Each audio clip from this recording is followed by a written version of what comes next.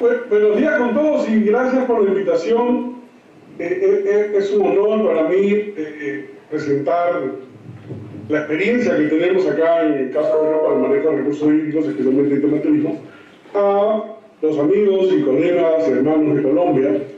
Y voy a tratar de hacer una presentación de manera que puedan ver qué tanto aplica o no a la realidad de no solo Perú, sino de todo Sudamérica. Un momentito que hay algo acá raro, ya, ahora sí.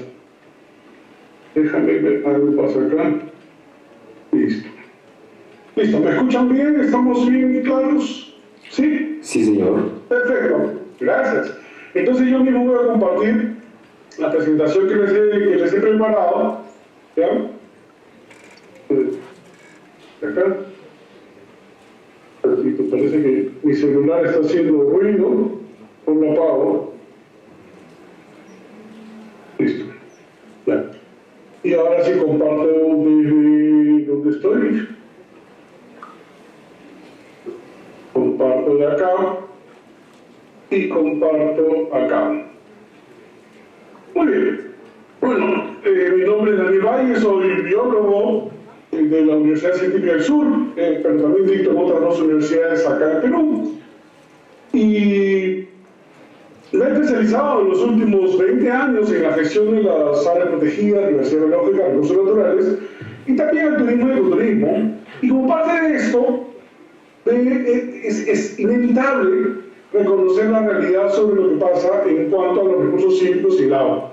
Este soy yo justo hace un par de semanas en un ecosistema que acá en el desierto costero, porque nuestra costa tiene un desierto que es como el de Atacama, el más árido del mundo, y solamente hay vegetación gracias a las neblinas, es decir, los ecosistemas son climáticos, dependen mucho de la estacionalidad, y justamente hacemos trabajo de campo ahí.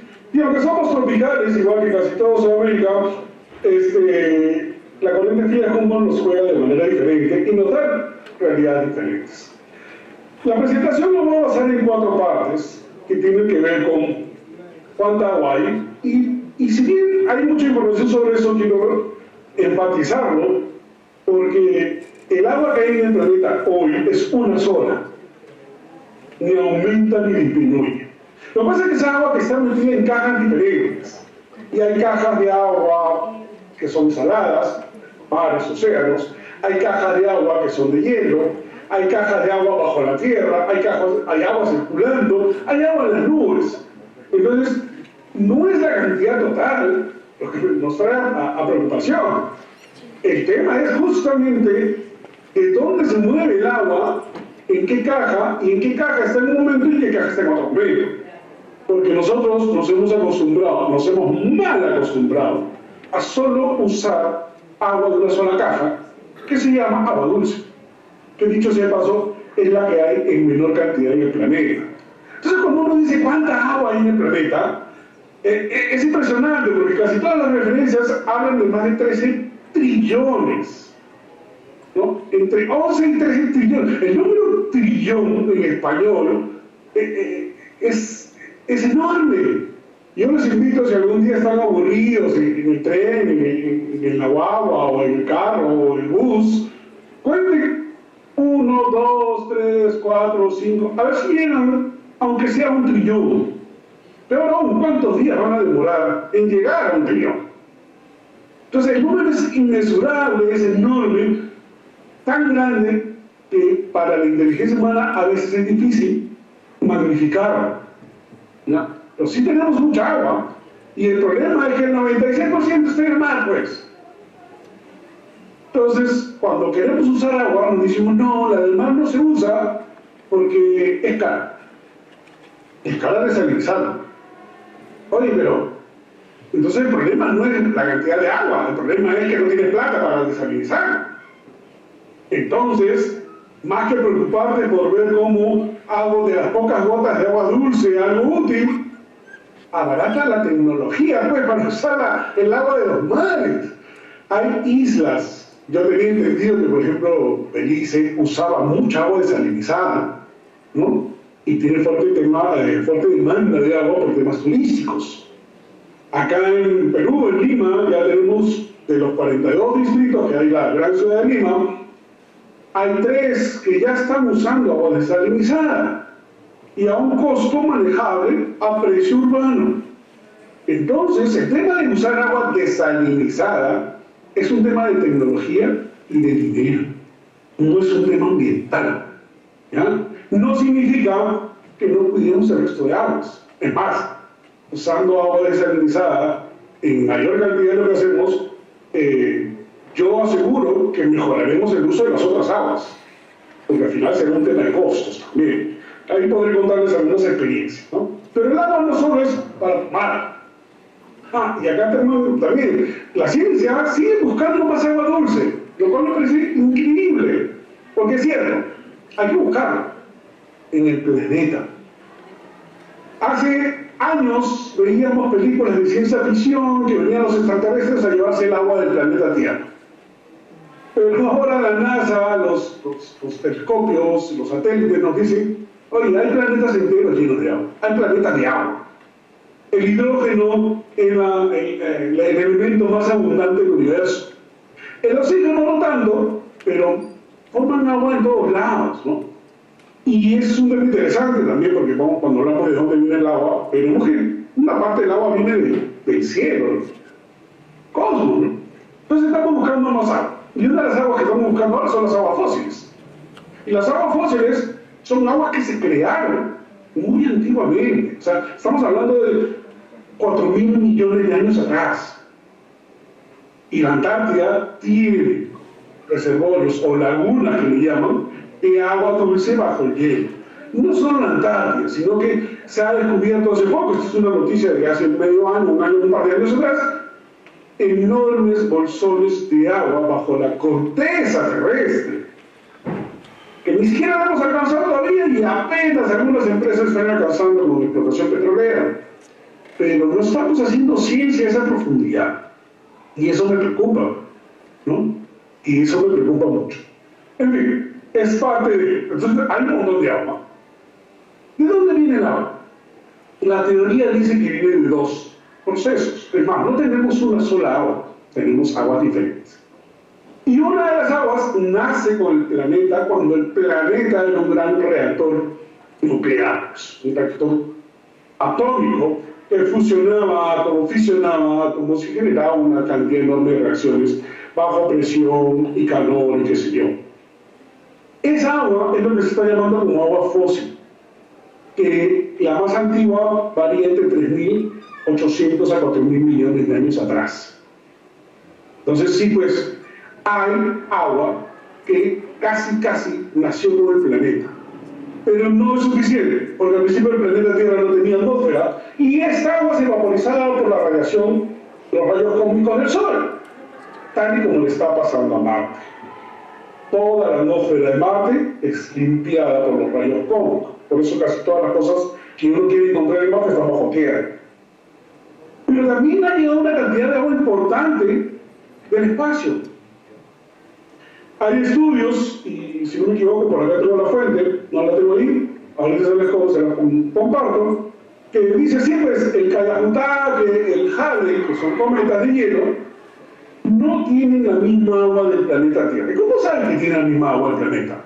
Pues lo que se hace es un análisis de deuterio hidrógeno. El hidrógeno es una molécula estable, pero también tiene isótopos radioactivos, con tiempos de vida más cortos. El deuterio y el tritio. El tritio es muy cortito. Y que yo sepa, las veces que ha existido tritio es más que todo producto de fusión nuclear, fisión nuclear, dependiendo del laboratorio. El deuterio sí es más natural, pero también tiene un tiempo de vida corto. Entonces, cuando tú haces una relación de deuterio e hidrógeno, puedes ver qué tan antigua es esa agua y qué tan iguales son las aguas. Y se ha detectado que hay varios cometas, varios cuerpos celestes, incluso el cinturón de asteroides que bordea el Sol, tiene la misma relación de deuterio-hidrógeno que las aguas del mar, sobre todo en las profundidades marinas, que es el agua más estable que tenemos. Entonces hay una gran probabilidad de que mucha de esa agua, no toda, pero mucha, viene del espacio. Entonces tenemos agua, hemos generado nosotros como planeta, y agua que viene del espacio.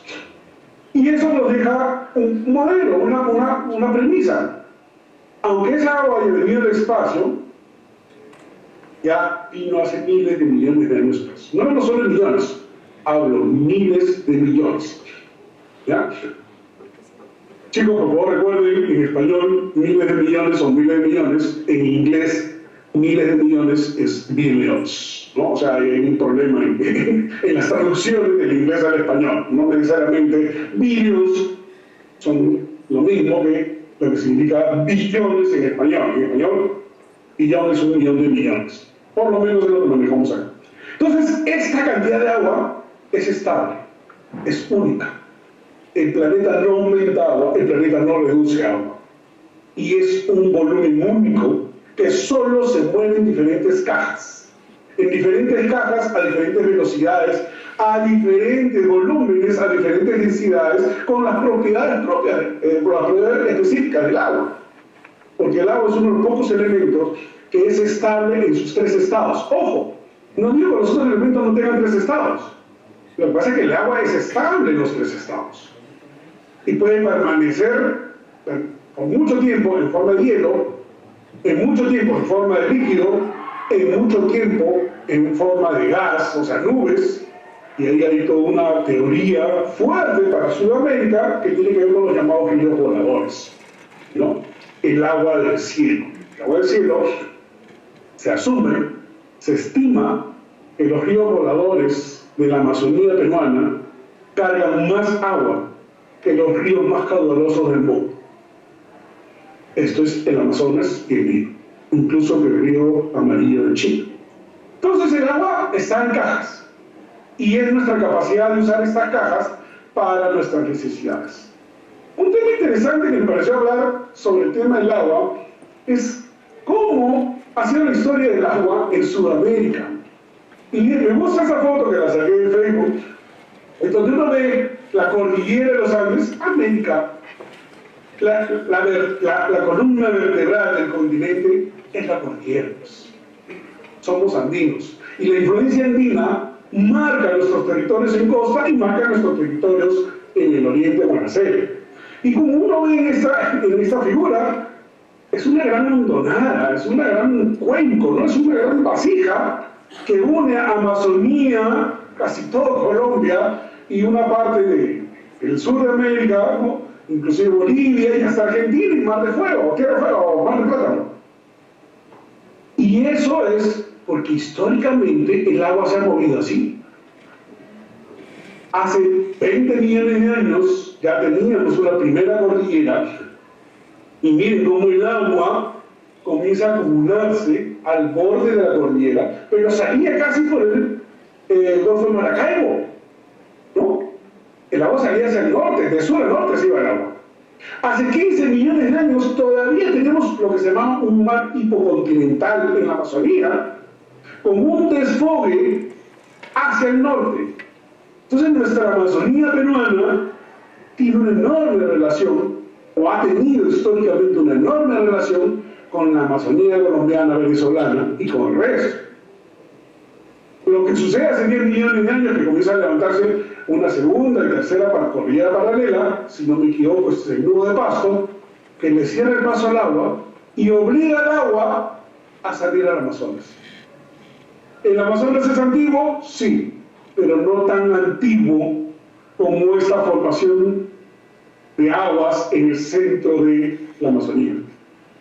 Nosotros le llamamos el sistema de Peras.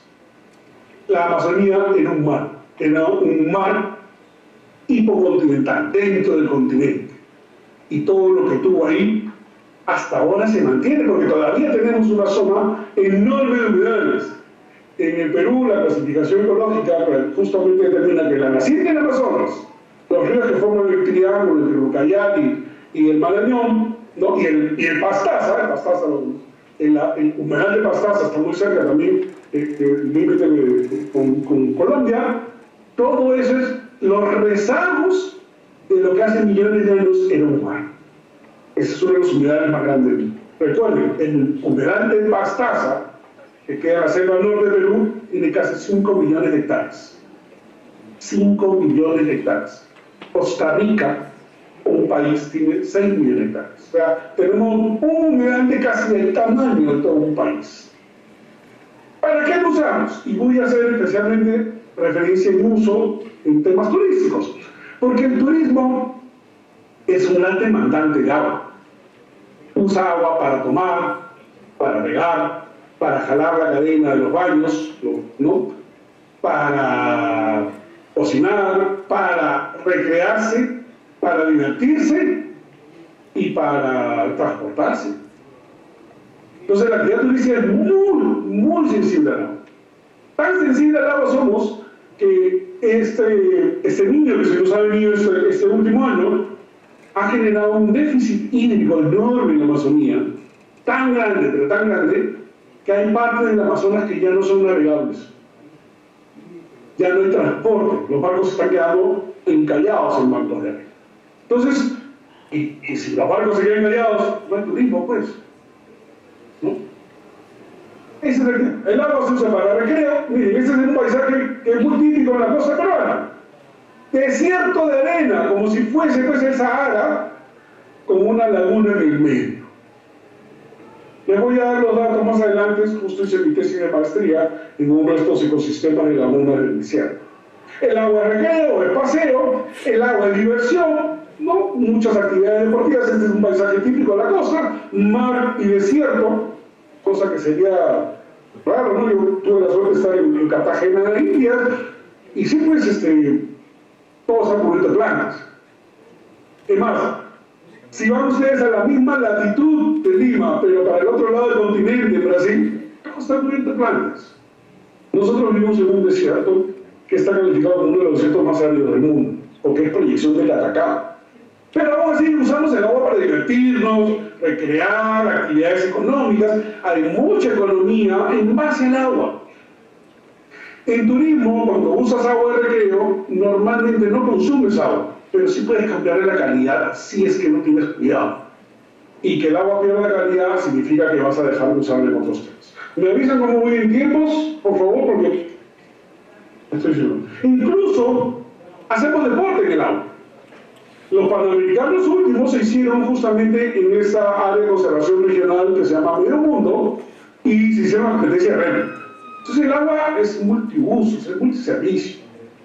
La usas solamente para ver. O sea, el agua como paisaje también tiene un valor económico importante. Esta foto es de los humedales de los pantanos de Villa, que es un área protegida dentro de la ciudad de Lima, en donde se ha formado un humedal enorme de casi 50 hectáreas de laguna. ¿Ah? Y tiene un atractivo turístico. Los humedales de Ventanilla, perdón, los pantanos de Villa reciben aproximadamente entre 40.000 a 50.000 visitantes al año, ¿no? Operadores de turismo, colegios, universidades, estudiantes, gente de tercera edad. O sea, mueves economía en base al paisaje. Porque esa agua no te metes a nadar, no te la tomas, no pescas, porque está bastante contaminada, pero para la foto funciona. Como funcionan las lagunas de la sierra y de la puna, ¿no? Compartimos puna también con bueno, dentro de la cordillera genera estas punas, ¿no? Y así como nuestro paisaje de puna tiene esta forma, el paisaje de puna de Bolivia es muy parecido, el paisaje de puna de Ecuador también es muy parecido, incluso el paisaje de Colombia en la puna es muy parecido. El Ande nos hunde, no quedamos.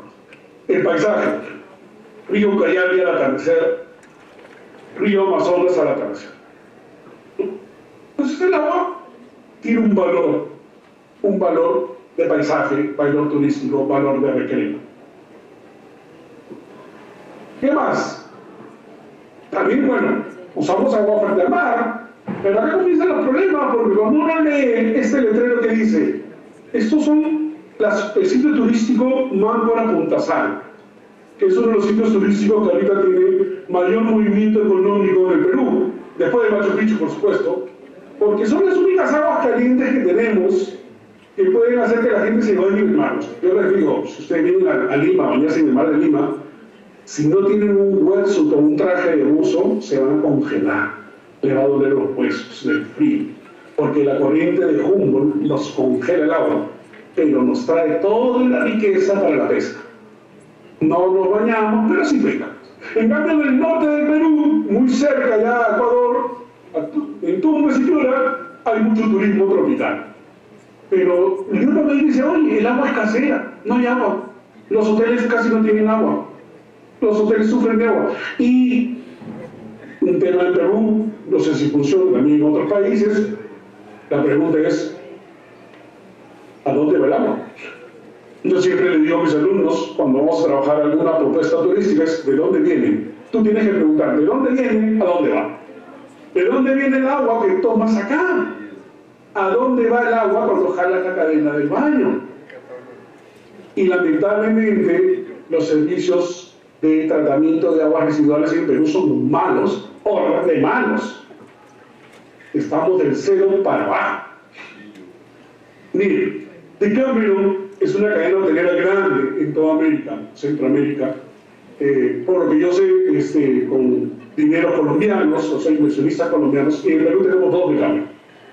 El Hotel de Cameron de Punta Sal, Tumbes, tiene 4 plantas de tratamiento de aguas residuales. Y valoro, porque no es que la ley peruana se los exija. No, la ley peruana no lo exige, pero el estándar de calidad de la empresa sí lo hace. Qué interesante, cuando uno mismo se impone ciertos estándares de calidad. Entonces, tratar aguas o ver de dónde vienen las aguas es fundamental para cualquier actividad. Y eso tiene que ver con nuestro futuro. Vamos a ver 3 casos despacito, porque hay que explicarlos bien. Primer caso, balneario de Lima, al sur de Lima, a 100 kilómetros de la ciudad, hay un balneario cada vez más emblemático que se llama el balneario de Asia. El distrito se llama Asia. Y bueno, la inmobiliaria turística en la zona es enorme. Hay mucho dinero en este balneario. Entonces yo les voy a mostrar una imagen satelital Google del 2007 en Asia. Miren el bloque consolidado urbanístico. Y miren, y hay una pequeña zona agrícola. Ojo con la zona agrícola, es pequeña, está arriba para la parte superior derecha, ¿no? Y todas las casas de playa frente al mar. ¿Qué más? Son casas de playa, significa que no todas las casas vive gente todo el año. Vamos a contar solo puntitos celestes, que son las piscinas. Entonces uno contando acá tiene 1, 2, 3, 4, 5, 6, 7, 8, 9, 10 piscinas. 10 piscinas. Y pueden haber alguna piscina chiquita, otra más, otra menos, pero son 10 piscinas que complementan toda la actividad recreativa de la gente a nivel de piscina. La playa es bastante suave, no tiene olas, pero es frío, entonces hay mucha gente que pone piscina ahora. Y nos vamos al 2018 y el sistema cambió. Y el sistema cambió radicalmente. Entonces tenemos más piscinas y una piscina enorme para el lado derecho, así si quieren llamarle así de la foto. Y tenemos un campo de golf. Entonces uno dice, ¿de dónde sale tanta agua para las piscinas? Porque el problema de una piscina, por lo menos en el Perú te obliga a que tú la trates el agua con cloro. Y una vez que le has echado cloro a la piscina, esa agua no te sirve para nada. Ni siquiera puedes usarla para regar un jardín. Y entonces esas aguas de las piscinas están yendo al mar. Esas sí están yendo al mar directamente con todo el cloro. O sea, el mismo balneario está matando lo poco de calidad de agua de ría que tiene en su playa. Pero eso no es todo. Este es un estudio que se hizo del 2002 al 2010 sobre ese distrito, Asia. Y el agua está sectorizada por uso. Y acá vienen las cosas dramáticas. En el 2002, todos los que vivían en Asia, todas las personas que viven en Asia consumieron 298.186 metros cúbicos de agua. Consumo doméstico. En el 2010, ese mismo distrito aumentó pues de población, entonces aumentó el consumo, 316.809 metros cúbicos de agua. En el uso pecuario, recuerden que había zonas agrícolas, Entonces también hay vacas, ganado, ¿no?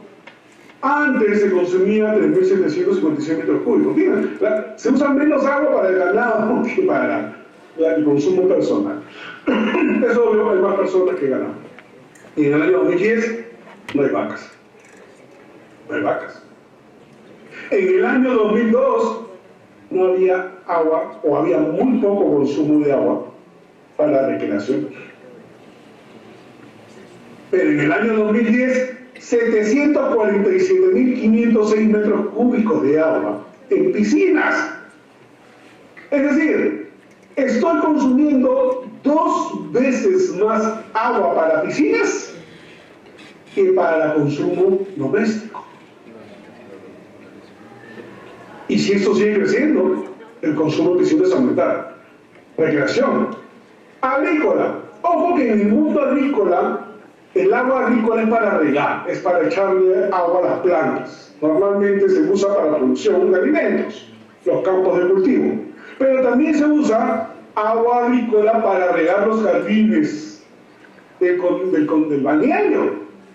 Y acá está lo dramático. 3.536.911 metros cúbicos de agua para regar los campos agrícolas. Y en el 2010, recuerden, los campos agrícolas no aumentaron. No aumentaron. Si ustedes ven los cuadrados verdes, son campos agrícolas, y tanto en esta foto del 2007, no el 2002, pero el 2007, con la del 2018, no aumentan los campos agrícolas, se mantienen. Sin embargo, el consumo es de 7 millones de metros cúbicos. 7 millones. O sea, estamos locos. Estamos usando agua dulce para regar jardines, para regar pasto. Es por eso que en el distrito de Asia, el consumo total, el 2002 era casi 3.800.000 metros cúbicos, se duplica a 8 millones de metros. Este modelo de consumo de agua es insostenible, totalmente insostenible. El escenario futuro de este balneario es que se va a quedar sin agua. A mí siempre me preguntan, profesor, usted es muy dramático, pero en la napa freática, acá te muestro la napa freática. Cuando uno está, por lo menos en las costas del desierto del Perú, al borde del mar, el mar presiona por debajo del suelo, ¿no? Y entra agua salada. Claro, uno hace un hueco en la playa y sale agua salada. Y esa agua se choca con el agua dulce, que es la proveniente de la napa freática. Como son aguas de diferentes densidades, recuerden que el agua salada tiene 3.5 gramos de sal por litro, si no me equivoco, por metro cúbico, no recuerdo si es por litro o metro, ¿no? Es más densa, empuja al agua dulce. Por eso la hace elevarse, la obliga a salir hacia arriba. Y es ahí cuando hacemos nuestros pozos para extraer agua dulce. ¿Qué pasa si yo extraigo mucha agua dulce? Al extraer mucha agua dulce, le quito la fuerza a la napa freática y el agua marina ingresa por el subsuelo al continente. Entonces la conclusión es: los pozos salen. Este es un mapa de Asia, del distrito de Asia, mostrando los puntos donde hay pozos de abastecimiento de agua. Los pozos azules o puntos celestes son los pozos donde hay agua dulce todavía. Los puntos rojos, el agua se salinizó. O sea, no solo estamos usando agua para hacer cosas como regar jardines, sino que no estamos haciendo nada por recargar el freático. Nos estamos agotando. Y lo que va a suceder es que todo este boom inmobiliario, cuando se le acabe el agua, porque se le va a acabar, va a caer. Va a caer. Yo le digo a mis alumnos: ¿ustedes comprarían un departamento de lujo allí? ¿No? Me dicen: con esta información, profesor, tengo que pensarlo 2 veces, porque esto no es sostenible. Entonces, Hay un escenario muy oscuro en el consumo del agua, no solo para tomar en términos turísticos, sino que tiene que ver con otras actividades que les estamos dando, como por ejemplo regar jardines, como si no tuviéramos tecnología diferente para hacerlo. Y no quiero ser muy blando o benéfico con los hermanos de Ecuador, con Colombia, perdón, con los amigos de Cameron. Pero de Cameron, por ejemplo, Punta Sal usa sus 4 plantas de tratamiento para producir agua de riego. Todas las áreas verdes del Hotel de Cameron en Punta Sal son regadas con agua tratada. No están usando agua potable. Reducen el consumo mucho. ¿Lo solucionan? No. Caso 2. La huacachina. Nombre quechua. Huaca significa espíritu. Por eso en el Perú, a los lugares donde hay restos arqueológicos le llamamos huacas. Son sus lugares espirituales, lugares divinos, ancestrales. China, en quechua, significa mujer. ¿Ya? Entonces, el origen de esta laguna, en medio del desierto de arena, ¿no?, es que esta laguna representa al espíritu de la mujer. Y los incas decían eso porque la laguna refleja la luna llena cuando hay luna llena. Y para la cosmovisión andina, la luna llena es mujer. Esta es una foto que ganó un premio, si no me equivoco, en algún tema, es el atardecer en el desierto, con una laguna y todo el sitio es turístico. Muy bien, yo hice mi tesis de maestría ahí, les puedo pasar. Para entender eso, y cuando hablemos de gestión hídrica, tienes que preguntarte otra vez, ¿de dónde viene, a dónde va? ¿De dónde viene el agua de la Huacachina? Bueno, la Huacachina está en el río Ica, o sea, no está en el río Ica, está en la ciudad de Ica, al borde del río Ica. Y el río Ica es un río especial. Primero, es un río que va de norte a sur. O sea, comienza en los Andes, da una curva y termina hacia abajo. ¿Por qué es importante eso? Porque cuando uno ve el perfil del río, te das cuenta que el río baja desde los 4.000 metros casi a nivel de tierra, nivel cero, en menos de, ¿cuántos kilómetros estamos hablando? Casi 100 kilómetros. Un poquito más de 100 kilómetros, 200 kilómetros. O sea, tienes una bajada enorme, porque tienes que bajar los Andes, pues. Y el resto del desierto, ya no del desierto. Plano. Entonces, cuando vienes con fuerza y haces una curva, ¿no? Eso es física, el agua se va a desbordar en la curva. Esa es la razón por la cual cada ciertos años la ciudad de Ica se inunda, porque el río trae mucha fuerza. Entonces, ¿qué hicieron los antiguos peruanos? Bueno, me han dicho que no iban a peruanos, sino los incas o los incas. Hicieron canales. Canales rompepresión. Y hay 2 canales paralelos que salen del codo del río Ica, que son del río Ica, que son canales que son tan antiguos como los incas. Uno se llama la Achirana y el otro se llama la Mochica. Vamos a ver un poquito de eso. ¿Por qué es importante? Porque la laguna Huacachina es un espejo de agua en medio de la arena. No hay ni un río, no hay nada. Y uno podría creer que es la napa freática que ha aflorado hacia arriba, entonces la napa freática está cerca del suelo. No, la napa freática no está cerca del suelo. La napa freática está a 20 metros bajo tierra. Entonces, ¿cómo puede haber agua en este lugar que se evapora todo? Agua superficial. Esa era la pregunta. Y la pregunta, la trabajé en la tesis, bueno, acá está la tesis, si quieren ver la información, pueden bajarlo libremente. La respuesta vino de esta manera. Convertí este mapa aerofotográfico. Ojo que a mí me gusta usar mucho todavía estas aerofotografías. El satélite es bueno, pero la aerofotografía es más interesante porque es antigua y te da cómo estaba el lugar antes de, ¿no? Entonces, pongo esa laguna en términos de cotas de nivel, reconozco dónde están los hoteles, dónde están las pistas, qué sé yo, y lo que hago es busco información. Lo que acabamos de ver en la laguna, y si ustedes ven para arriba, quien va hacia arriba de la transparencia, hay otra zona que tiene algo de vegetación, rodeada de arena. Vamos a ver qué es eso. Pues esa zona rodeada de vegetación se llama Rincón Grande. Es un embalse que queda ligeramente más alto que la Huacachina, La napa freática está hacia abajo. Entonces el agua de la laguna solamente tiene tres cosas para hacer: o se evapora, o se evapotranspira por los árboles, o se filtra a la napa freática. Entonces, ¿de dónde viene el agua? Ese era lo interesante. En mi tesis yo hice agujeros en el suelo para medir la capacidad de percolación o filtración del suelo. Y una cosa interesante era que al lado derecho de la laguna, si la vemos así, uno hacía un hueco y el agujero se llenaba de agua. Y al lado izquierdo de la laguna, uno hacía un agujero y el agujero no se llenaba de agua. Entonces te das cuenta que en el suelo hay una parte que viene el agua de un sentido y no va al otro. Entonces, más que un movimiento vertical del agua, hay un movimiento horizontal del agua. Bueno, ese movimiento te genera una dinámica, ¿no? Las aguas tienen muchos sulfatos, carbonatos.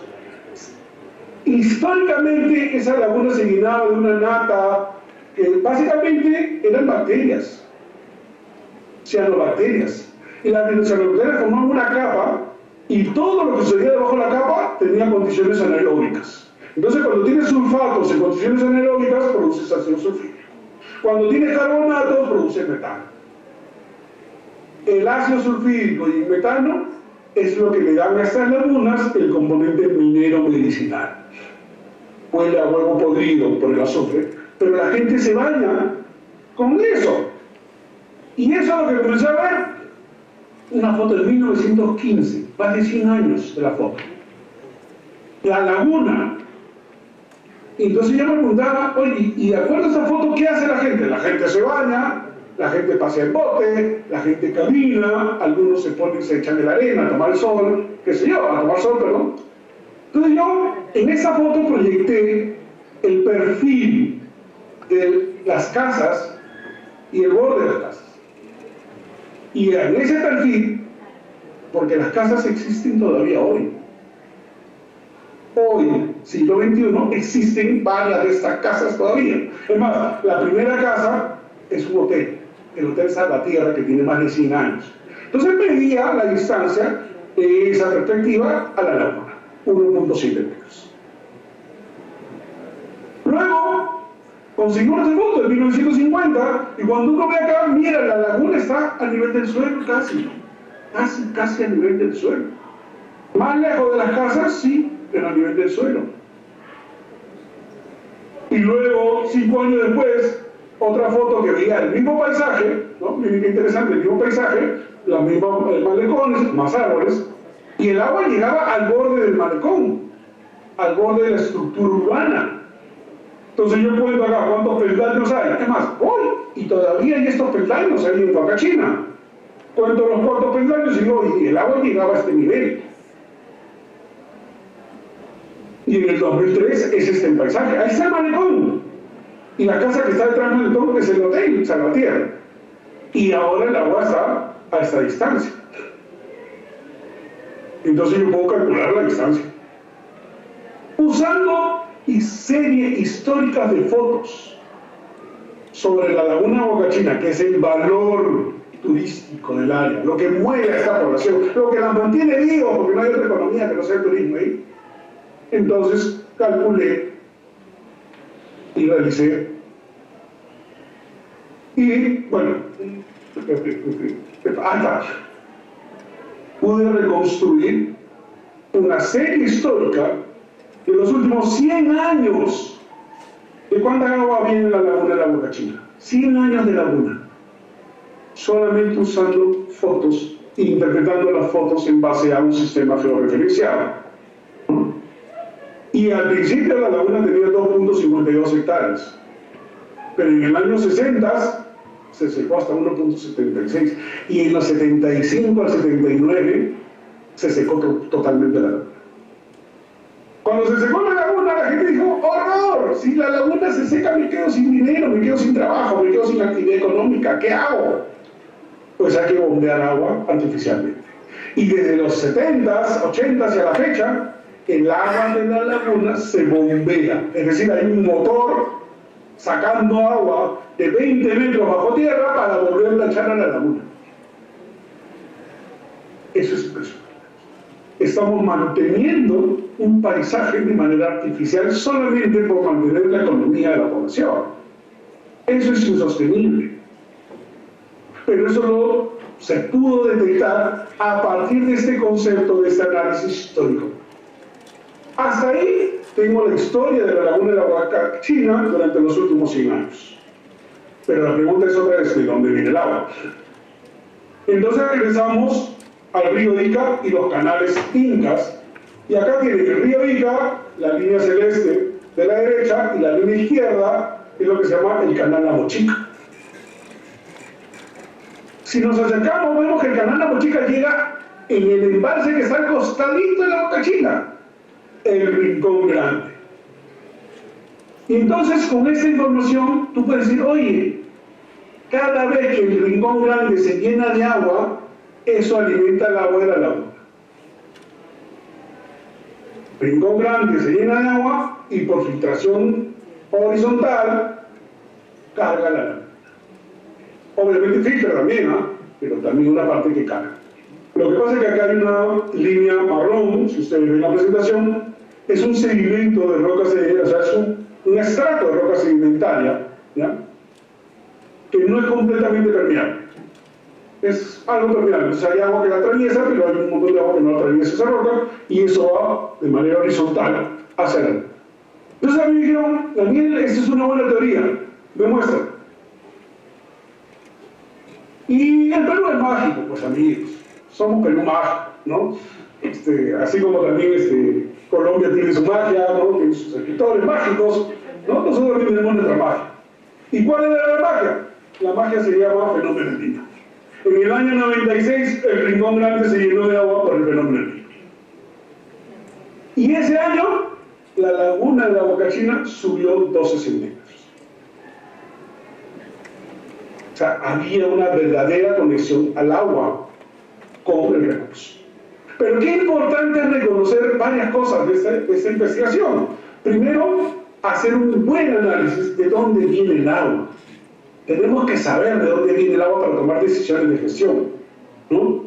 Y segundo, qué importante es mantener estos espacios de embalse, que son los que alimentan los cuerpos de agua que nosotros usamos.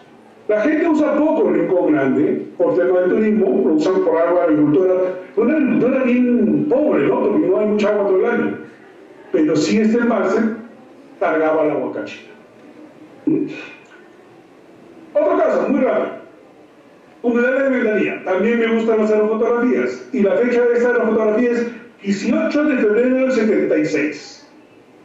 Esto queda en el Callao. Si uno viene a Perú, ustedes aterrizan en el aeropuerto de Callao. Al norte está Ventanilla, hacia el sur está el resto de la ciudad. Entonces en el 76 este era un desierto, un poco de población, 4 o 5, bueno, una batería de 8 lagunas de posoxidación. Y algunas lagunas pequeñas al borde del mar. 3 lagunas al borde del mar, una por acá pequeña, un poco de vegetación húmeda al inicio de la pista. En el 90 aumentó sus asentamientos humanos, la gente aumentó y aumentó el agua.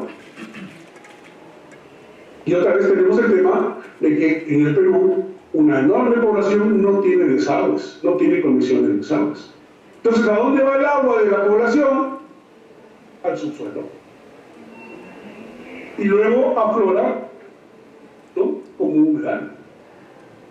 Luego, en el 98, más gente, más agua. En el 2000 algo, más gente, más agua. Y en Ventanilla es un área de conservación regional, es un área protegida. Y es gracioso porque se cuida un ecosistema, ¿ya? Se cuida un ecosistema de agua, pero el tema es que ese ecosistema no es natural. Esto es lo que se llama ecosistemas subsidiados.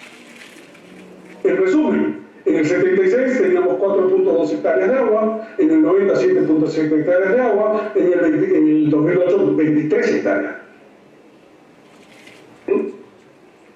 El agua tiene y aparece gracias a la gente. Gracias a que la gente no tiene desagües, hay que decir. Último caso, en Amazonas. En Amazonas es un complejo muy grande, muy complicado, y varios de los ríos amazónicos que también tienen ahí en Colombia tienen la misma lógica, ¿no? Una de las lógicas es la dinámica de los ríos. Los ríos en el llano hacen hacen curvas, muchas curvas. Y constantemente están cambiando y a veces las curvas se cierran tanto que se forman lagunas. Las lagunas en forma de herradura le llamamos cocha. Cocha en quechua es laguna, por si acaso. Cuerpo de agua, ojo de agua. Entonces forman cochas, lagunas, pero también el río acumula arena en un lado del río y come arena en el otro lado del río. Por eso el río se mueve. Pues bien, este es el río Amazonas al borde de la ciudad de Iquitos en el año 1986. Yo conocí esta ciudad en la selva peruana en el 91. Y cuando uno iba a pasear por un malecón turístico muy bonito, paseabas y veías el Amazonas.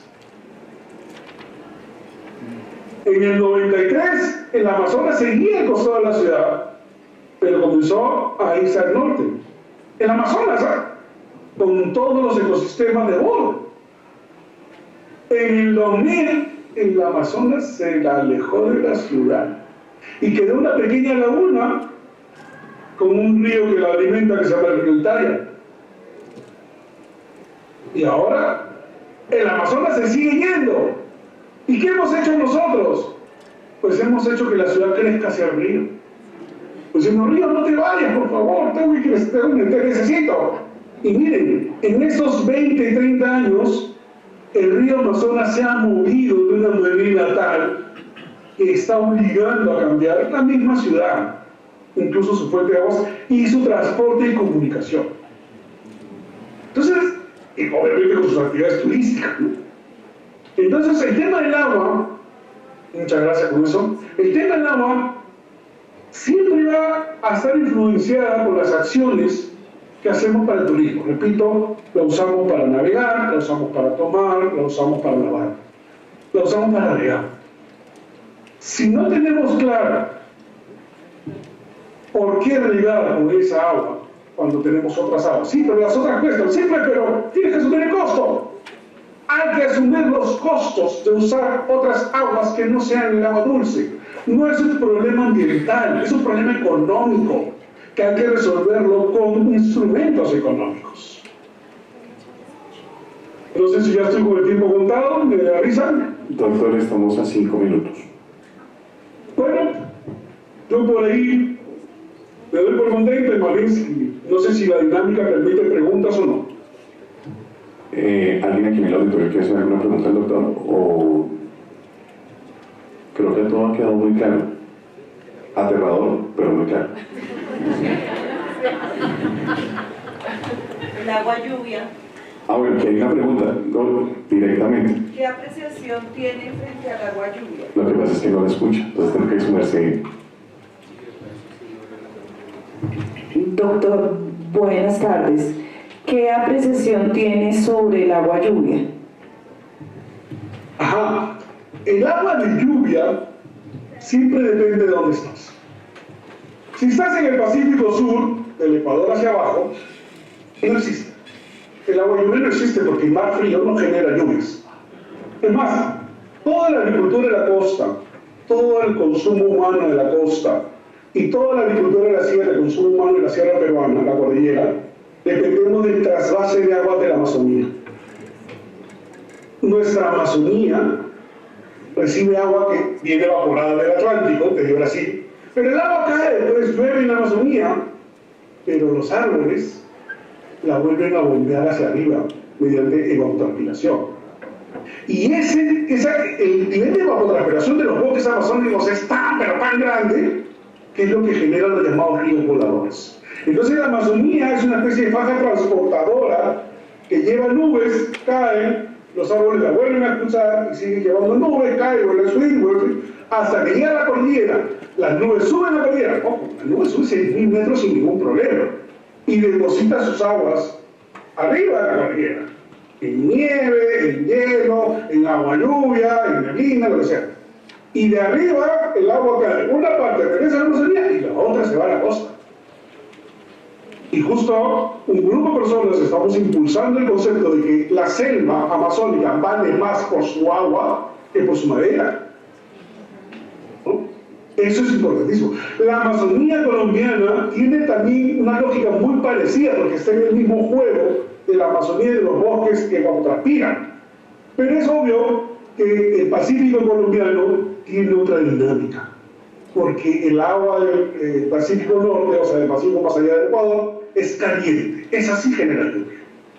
Y el Caribe sí genera lluvia. Entonces siempre el agua lluvia será importante en la medida en dónde estás y cómo la manejas. En el Perú estamos trabajando ahora el proyecto de sembrar agua. Es decir, en las islas de las partes altas, en vez de consumir y tomarte el agua, entiérrala. Inyéctala al suelo. Porque la mejor forma de reservar agua es en la napa freática. Es la más barata que hay. No necesitas construir reservorios si no se te evapora. Entonces entiérrala. Pero para sembrar agua, tienes que tener la semilla, y la semilla viene de la Amazonía.